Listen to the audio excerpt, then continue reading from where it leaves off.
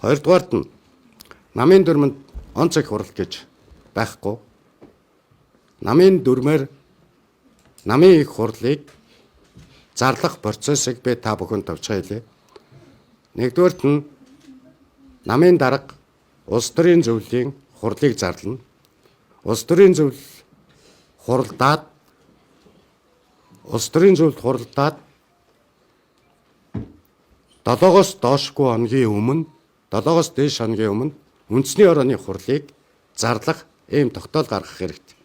Үндэсний ороо хуралдаад 30-аас дээш хоногийн хугацаанд намын их хурлыг зарлах, хуралдуулах ийм зохицуулттай байдаг.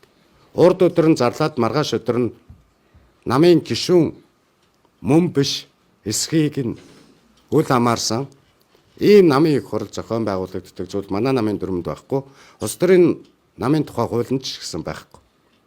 Хэрвээ өнөөдөр онц их хурал гэдэг нэрийн дор хурал зарлж намын эрх мэдлийг өөр зорилгоор авах гэж оролддог бол 37 онц их хурал хуралдаж Монгол улсад бүртгэлтэй байгаа улс төрийн 37 намын удирдлагыг солих, намын эрх мэдлийг шилжүүлэх ийм зүйл явуулах бүрэн боломжтой болох нэ.